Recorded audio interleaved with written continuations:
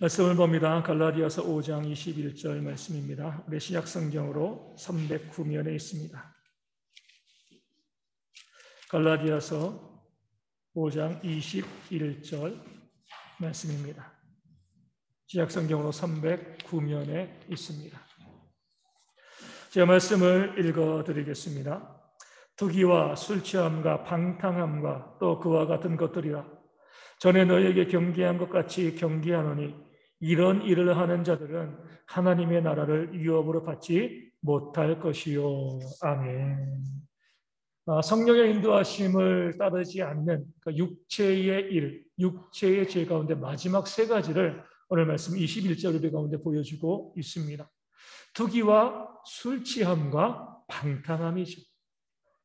우리 투기는요, 극심한 미움입니다. 시기보다 더 이제 이 강렬한 그런 질투와 미움이 있는 것이 바로 투기라고 부를 수가 있는 거죠. 투기의 예를 성경에서 살펴보게 되어지면 우리 가인을 볼 수가 있습니다. 누구를 투기했죠? 그의 동생 아벨을 투기했습니다. 아담과 하와의 첫 아들입니다. 어떻게 보면 하나님 안에서 장자죠, 장자. 마땅히 하나님께서 그를 더 사랑하시고 그를 더 인정해 줄 것을 가인은 기대했는데 제사 드릴 때 하나님께서 가인과 그 제물은 받지 않으시고요. 아벨과 그 제물은 받으셨습니다. 여기에 견디지 못한 거예요.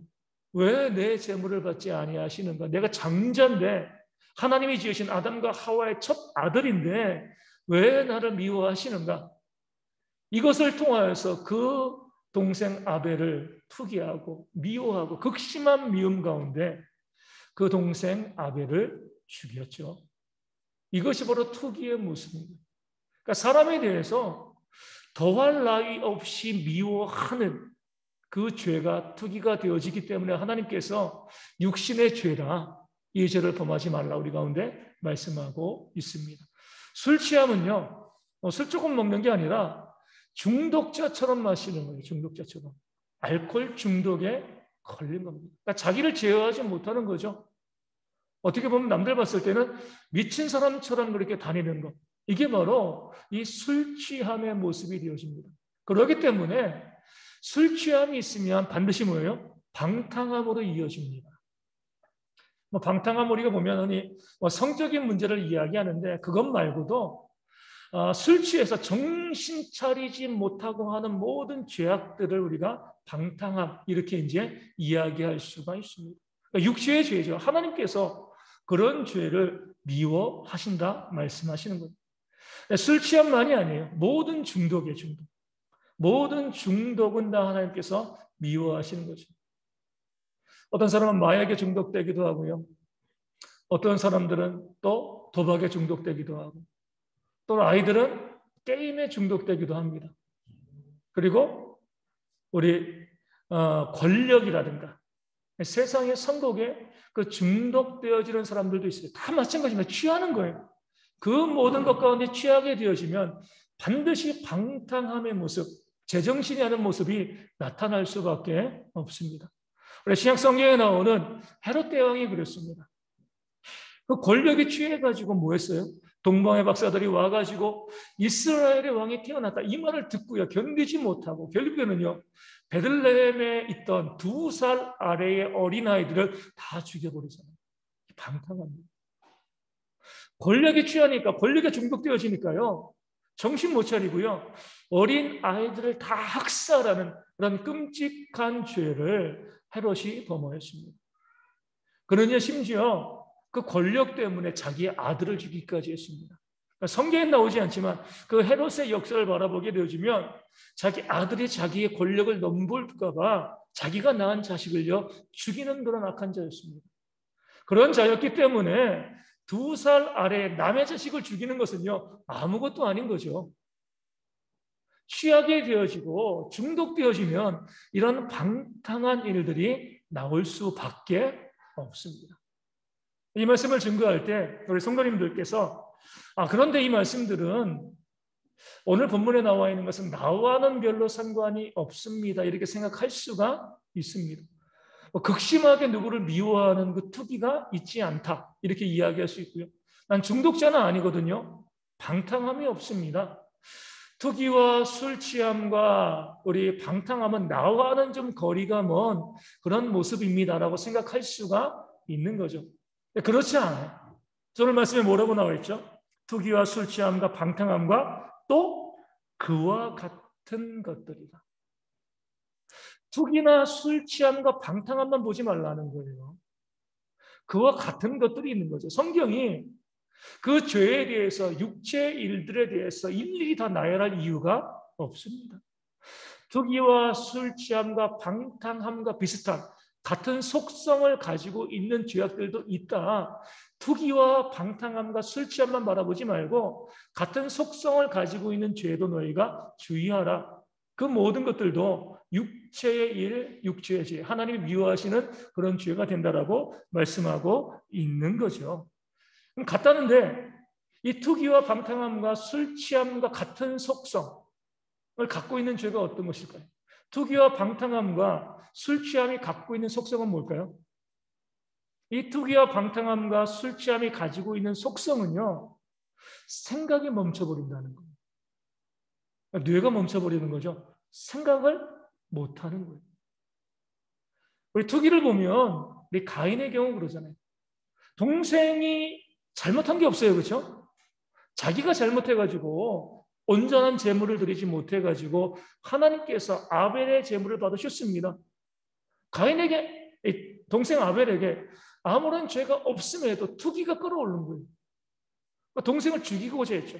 생각이 있다라고 하면 자기의 동생을 죽일 때에 하나님의 마음은 어떠하실까? 생각해야죠. 그렇죠? 그 생각은 못한다 할지라도 내 동생을 죽일 때 인류 최초의 살인인데 내 부모는 어떠한 마음일까? 이 정도는 생각해야 되는 건 아니겠습니까? 그 생각이 있으면은요, 부모가 그 아벨이 죽은 것을 통해서 애통해하고 정말 그 마음이 상하는 그것을 생각한다라고 하면은요, 동생을 죽일 수가 없죠.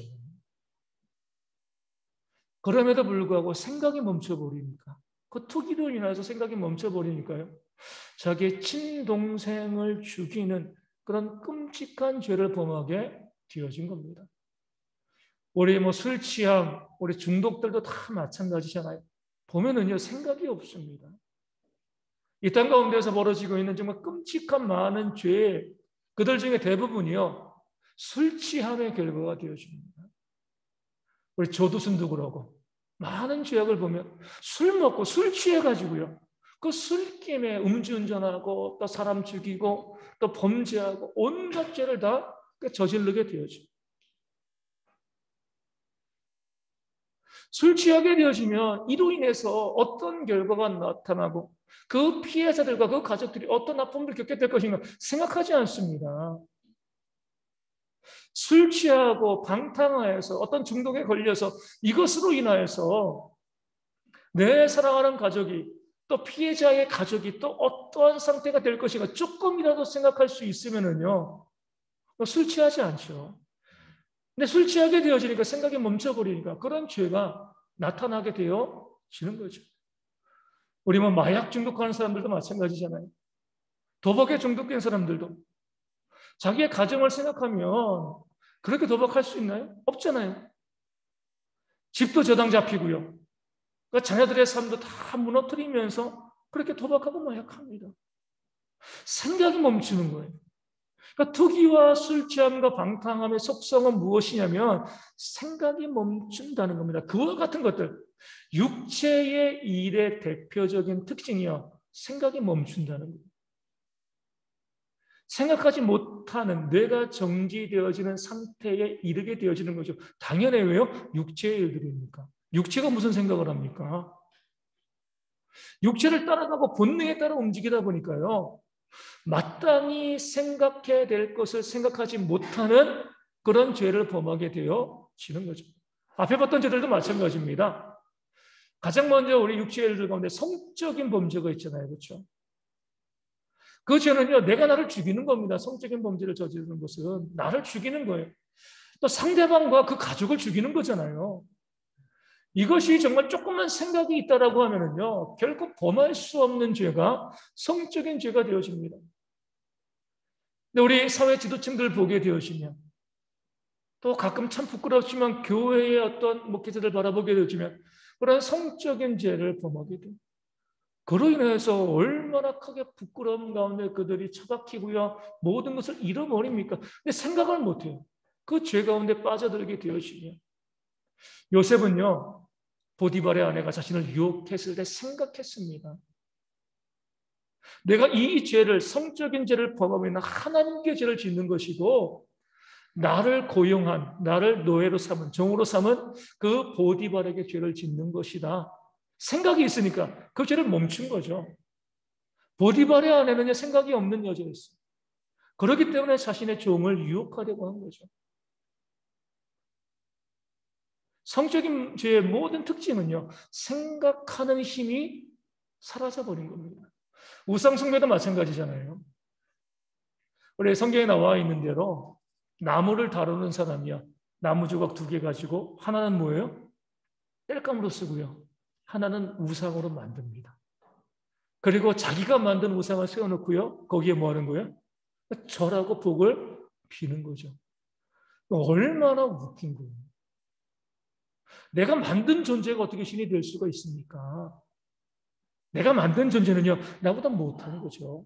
성경을 통해서 보면 하나님이 참신이라고 말씀하는 이유는요, 여러 가지 많은 이유가 있지만 하나님은 형상을 만들지 말라고 했어요. 그러니까 사람의 손으로 표현되거나 만들어질 수 있는 존재가 아닙니다.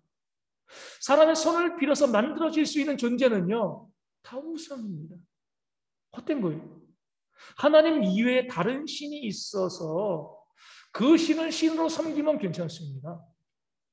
그것도 잘못된 것이지만 어찌되었건 신이니까요. 그런데 우상을 보면 신이 아니잖아요. 생각이 있다라고 하면 내가 만들고 내가 고안해낸 그 대상에게 내가 복을 빌고 기도하는 것, 생각이 멈춘 겁니다. 생각이 없는 거죠. 얼마 전에 인터넷에 보면 이런 재미있는 이 영상이 하나 나왔어요. 절이 싫으면 중이 떠나면 된다. 우리 이제 그런 말이 있잖아요. 어떤 장면이면 외국이에요. 외국인데 아주 커다란 불상이 하나 있는데 플라스틱으로 만들었나 봐요. 홍수가 나니까 그 불상이요, 이 물길 따라 가지고 도로를 갖다가 도로에 떠내려 가고 있는 그런 이제 장면을 찍어놓고 절이 싫으면 중이 떠나가면 된다. 이렇게 이제 제목을 붙여놨습니다. 플라스틱으로 만든 거예요. 물에 그냥 떠내려 가는 겁니다. 가다가 하수구에 처박히겠죠, 그렇죠? 네, 그렇게 만들어 놓고요, 그 앞에 가서 절하고 기도하고 복을 달라고 이야기합니다. 생각이 멈춘 거예요. 내가 만든 존재 앞에 내가 그렇게 한다는 것 자체. 우리 우상숭배의 대표적인 것 중에 하나가 돈이잖아요, 그렇죠? 돈을 우리가 숭배하고요, 돈을 섬겨. 우리 이렇게 보시면 돼요. 사람이 돈을 만들었습니까? 돈이 사람을 만들었습니까? 사람이 돈을 만들었죠. 돈이 사람을 만들었으면 돈을 섬겨도 돼요. 사람이 돈을 만들었잖아요. 돈이요, 지폐가 물에 빠지면 우리가 건질 수 있어요. 우리가 물에 빠지면 지폐가 우리를 건져줍니까? 아니잖아요, 그렇죠? 우상을 섬긴다는 거, 그 돈 앞에 벌벌 떨리면서 돈을 숭배한다고 자체가 조금만 생각해 보면 얼마나 어리석은가 우리가 알 수 있는데 생각이 멈추니까요. 신이 아닌 존재를 신으로 섬기고요, 또 내가 만들어 놓은 그 존재를 또 신으로 섬기고 두려워하는 그런 생각이 멈춘 그런 육체의 죄를 범하는 그런 모습이 우리 가운데 있습니다. 원수 맺는 것도 마찬가지입니다. 조금만 생각을 해보면요, 원수 맺는 것은요, 정말 어리석은 거예요. 왜 어리석은 거예요? 원수 맺으면 누가 제일 힘들다고요? 내가 힘들어요, 그렇죠? 그 원수 때문에 내가 원수 갚아야지 이를 바득바득 갈고 살면은요, 내 심장이 상하고 내가 병들어요. 원수는 어떻게 한다고요? 두 발 쭉 뻗고 잘 자고 있습니다. 나만 원수 갚아야 돼. 원수 갚아야 돼. 내 심령이 상하고 내가 병들고 내가 아프고 내가 다칠 수밖에 없는 거예요. 하나님께서 말씀하십니다. 원수 갚지 마라. 원수를 사랑하라. 원수 갚는 것은 내가 할게. 원수 갚는 것은 하나님이 행하시는 일이에요. 하나님께서 사랑하는 자녀들이요, 이 땅 가운데 살아가면서 미운 사람 원수가 있어가지고 그들 때문에 늘 심령이 상하고 분노하고 그런 삶을 살아가기를 하나님이 원하실 리가 없죠.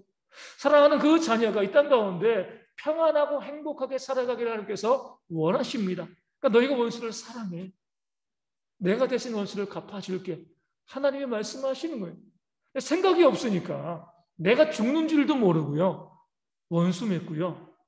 원수 갚으려고 하는 거예요. 내가 죽습니다. 그 죄가 얼마나 생각이 없는 죄인가 성경이 말씀하고 있는 거죠. 마지막으로 지난주에 말씀드린 당 짓는 것. 생각이 없는 거죠. 내로남불이라는 말 자체가 생각이 없는 거잖아요.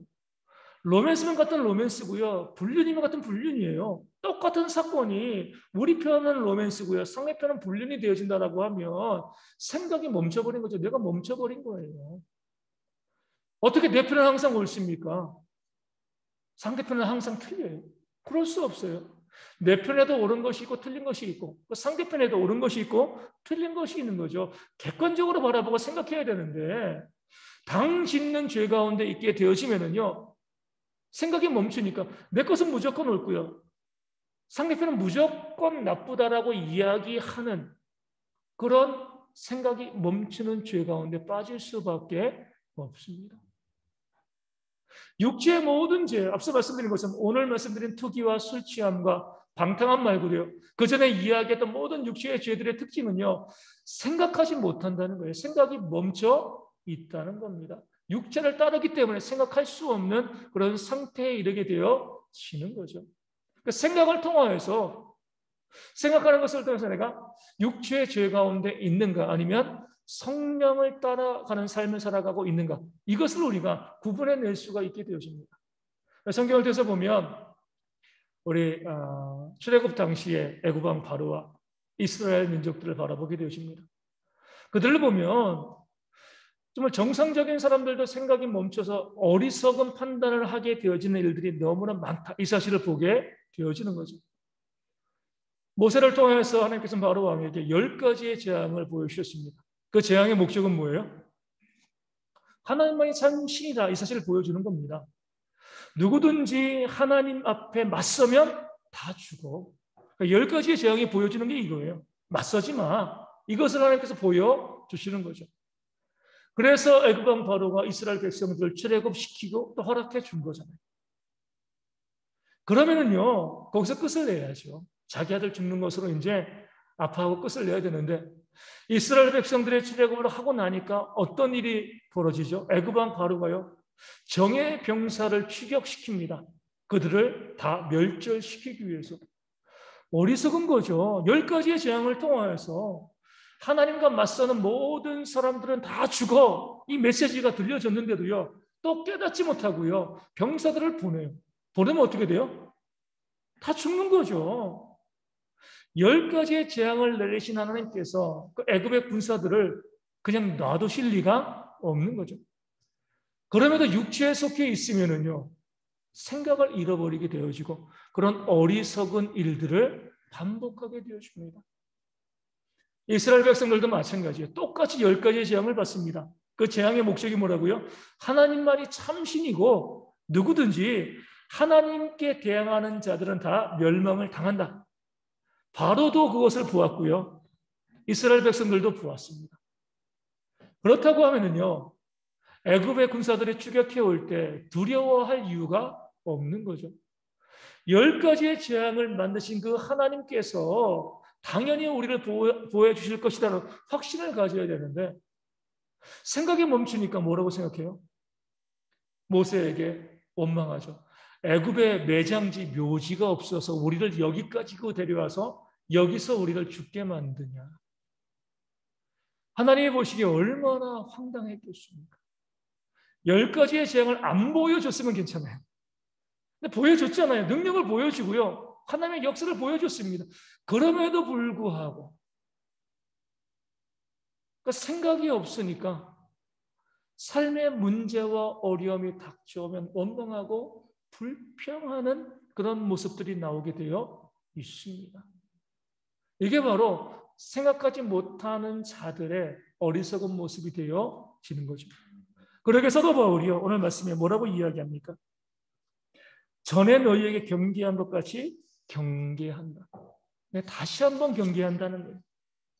좀 생각 좀 하고 살아라. 정말 그리스도인이라고 하면, 구원받은 백성이라고 하면 생각을 해야지. 전에 너에게 경계했는데 왜 또 생각하지 못하고 육체의 일을 따라가냐. 생각하라라고 말씀하면서 그 다음에 이런 일을 하는 자, 육체의 일 가운데 빠져 있는 자, 생각하지 않는 자들은 하나님의 나라를 유업으로 받지 못한다. 무서운 말씀을 주시는 거죠. 조금 생각을 못했어. 생각이 미치지 못했어. 여기서 끝나면 상관없지만 생각을 하고 사느냐 그렇지 않느냐가 구원의 문제와 직결된다는 겁니다.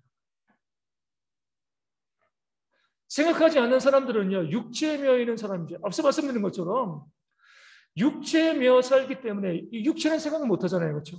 육체에 매여 살기 때문에 도무지 생각할 수 없게 되어져서 어리석음을 반복하게 되어지고, 그런 사람들은 당연히 구원받지 못한다. 구원받을 수 없는 사람들이다. 이렇게 말씀하고 있는 겁니다. 반면에 성령의 인도함을 받는 사람들은요, 영의 인도함을 받는 거죠. 영의 인도함을 받기 때문에 당연히 뭐예요? 생각하는 삶을 살아갈 수밖에 없습니다. 생각의 유무가 구원의 유무가 됩니다. 성령의 인도하심을 받게 되어지면요, 성령에 충만하게 되어지죠. 성령에 충만하게 되어지면 어때요? 우리가 하나님의 형상을 회복합니다. 그 형상 중엔 지혜와 지식이 있어요. 그러니까 구원받은 사람들은요, 지혜가 풍성해집니다. 많이 배운다는 것이 아니라 지혜가 풍성해져서 생각하는 능력들이 확장되어질 수밖에 없는 거죠. 이 생각에도요, 분량이 있습니다. 우리 5달란트, 2달란트, 1달란트처럼 이 분량이 있어요. 우리가 이렇게 이야기할 수 있잖아요. 우리 정신지체 장애를 갖고 있는 사람들이 있으면 뭐라고 생각을 해요? 저 사람들은 나보다 생각이 못 미치는데 생각하지 못하는 사람들이잖아요. 그렇지 않습니다. 그들에게 주어진 생각의 분량만큼 생각하면 생각이 있는 거예요. 1달란트 받은 사람은요, 1달란트만 남기면 되는 겁니다.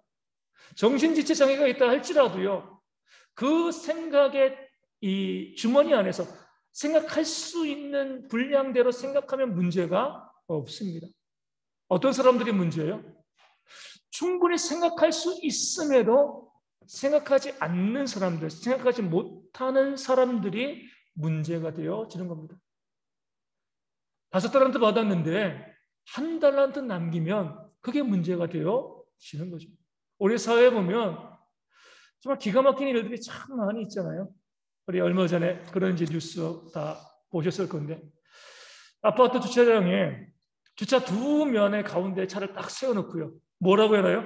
건드리면 내가 죽여버릴 거예요. 무섭죠, 그렇죠? 뭐가 무서워요? 생각이 없어서 무서운 거예요.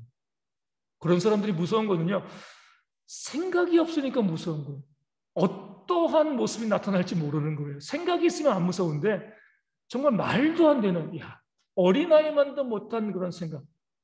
그러면서도 그들은 나는 생각하고 있어, 생각에 능력이 있으라고 생각할 건데 남들이 봤을 때는요, 도무지 생각하지 못하는 거죠. 얼마 전에 그런 일도 있었잖아요.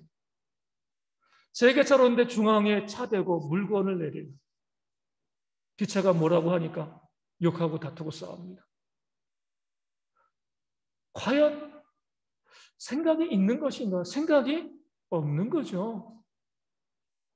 지난 주간에는 우리 목포에서 기가 막힌 영상이 있었죠.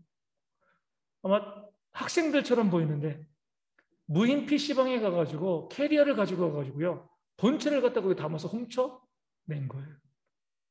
다 찍히고 있거든요. 다 찍히고. 모르는 것도 아니고, 그것을 가지고 나오는 그런 모습을 보면 우리가 야, 똑똑하다, 기발하다 이렇게 이야기하나요? 야, 생각이 전혀 없는 그런 아이들이다 이렇게 이야기하게 되는 거죠. 우리가 살고 있는 세상에 보면은요, 마땅히 생각해야 될 그 생각만큼 생각하지 못하는 사람들이 너무나 많이 있습니다. 육체를 따라가기 때문에 그래요. 문제는 우리 가운데도 그럴 수 있습니다. 우리 교회 안에도요. 우리 모든 사람들은 다 나는 그래도 생각하고 있지. 생각이 있어라고 생각하는데 정말 그러할까? 내가 정말 생각하는 그리스도인인가 아닌가? 우리 다른 특징을 가지고 한번 알아볼 필요가 있습니다. 우리 육체의 일들의 두 번째 속성이 있어요. 첫 번째 속성은 생각하지 못하는 거죠. 이것 가지고는 우리가 누가 생각이 있는지 없는지를 우리가 판단하기가 참 어렵습니다. 두 번째 육체의 일들의 특징은 무엇이냐면요. 관계를 깬다는 거예요. 투기하는 것도요. 가인이 아벨을 죽였잖아요. 관계가 깨어졌습니다. 술 취함과 방탕함 가운데 있으면요. 그런 사람들과 중독자들과 좋은 관계를 맺을 수가 없죠. 성적인 범죄는요. 가정도 깨고요. 사회도 깨는 거예요. 관계를 깨는 거죠. 우상 숭배는요. 하나님과 우리와의 관계를 깹니다. 물질을 우상으로 숨기고요. 물질을 숭배하게 되어지면 그 돈 때문에 사람들을 죽이는 일, 그 관계가 깨어지는 일들이 벌어지는 거죠. 원수 맺는 것도 당 짓는 것도 다 뭐예요? 관계를 깨는 거예요. 온전한 관계를 맺지 못하는 거죠. 그런 면에서 우리가 내가 생각하지 못한다. 그런 죄에 빠져 있다. 이것을 다른 측면으로 보면은요. 올바른 관계를 맺지 못하는 삶을 살아가는 겁니다. 늘 주변 사람들과 불화하고 다투고 싸우는 생각이 없으니까 그런 거잖아요. 그렇죠? 우리가 생각이 있으면은요. 성령의 인도를 받는 사람들이라고 하면 하나님과 좋은 관계를 맺을 수밖에 없습니다. 왜요? 하나님께서 만물의 공급자이시잖아요. 그 하나님께 밑보여가지고 우리가 좋을 게 뭐가 있습니까? 그 하나님께 좋은 관계를 맺게 되어지면 당연히 그 말씀 가운데 순종하게 되어지고 내 이웃을 내 자신처럼 사랑하라 이 말씀에 순종하게 되어지고 지극히 작은 자 하나에게 한 것이 곧 나에게 한 것이다. 이 말씀 가운데 순종하게 되어지면 사람과의 관계를 잘 세워갈 수밖에 없습니다. 우리 가운데 아주 대단한 착각이 있어요. 이런 분들이 있습니다. 저는 하나님과의 관계는 긴밀한데 사람과는 좀 삐그덕됩니다. 착각입니다. 그럴 수가 없어요. 정말 하나님과의 관계가 좋은 사람들이라고 하면은요, 다른 사람, 내 가족과 이 교회 성도와 직장 동료들과 내 이웃들과의 관계에서 좋은 모습을 보일 수밖에 없습니다. 어떻게 보면 우리 코로나가 발생하고 1년 거의 한 3개월, 4개월 이 정도 시간이 지났습니다. 지나면서 하나님의 돌보심에 참 감사하고 또 지나가고 있지만 또 하나 감사한 것 중에 하나는요. 이렇게 교회를 통하여서 많은 확진자들이 또 발생하고 또 그럼에도 불구하고 우리 교회, 저희 대형교회 주변에 있는 이웃들이 저희 교회를 바라보는 시선들이 항상 따뜻하다는 거예요. 어떻게 보면 그냥 교회를 더 경계하고 또 멀리하고 또 우리가 모일 때 어때요? 나가가지고 왜 예배하냐 이렇게 이제 이야기할 수도 있는데 1년 4개월 동안 한 번도 그런 일들이 벌어지지 않는 거죠. 이웃과의 관계에서 교회가 좋은 모습을 보이고 있다는 것 자체가 뭐예요? 하나님과의 관계가 좋다는 겁니다. 우리 교회가 우리 교회가 하나님과의 관계가 좋다는 겁니다. 내 주변 사람들과 좋은 관계를 맺고 있는 것 이것이 바로 생각하는 거죠. 이웃과 나쁜 관계 맺어가지고 나에게 좋을 게 뭐가 있습니까? 하나도 없어요. 정말 성령의 인도함을 받는 그리스도인 생각하는 그리스도인이라고 하면은요, 내 주변 사람들과 화목할 수밖에 없습니다. 이것을 가지고 내가 정말 구원받은 자인가, 그렇지 아니하는 자인가, 내가 생각하는 자인가, 그렇지 아니한가를 우리가 알아갈 수 있게 되어지는 겁니다. 한번 우리 가정도, 우리 이웃도, 이 교회도, 우리 직장도 많은 부분들을 한번 돌아보셔야 할 줄로 믿습니다. 내가 가는 곳마다 다툼과 싸움과 문제가 발생하는가?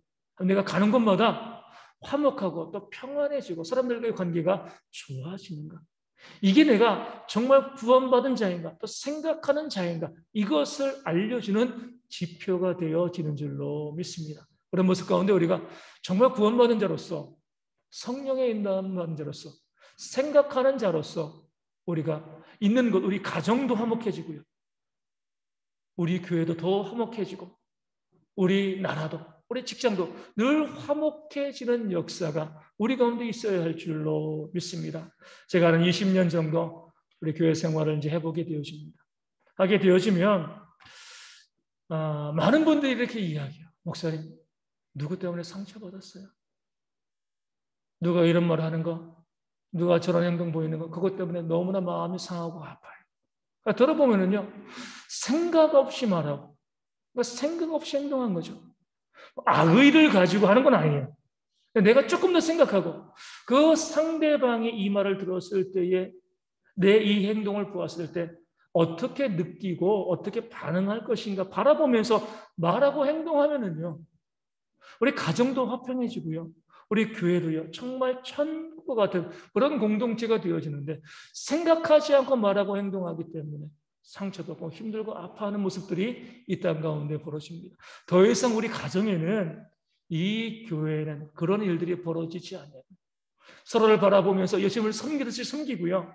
생각하며 말하고 행동하는 것을 통하여서 아름다운 공동체, 가정, 교회가 세워지기를 주님의 이름으로 축원을 드립니다. 우리 찬송하고요. 우리 생각하는 교회, 또 생각하는 우리 그리스도인, 또 서로 친교할 수 있는 그런 모습이 회복되어질 수 있도록 우리 함께 기도하도록 하겠습니다. 우리 430장 함께 찬송합니다.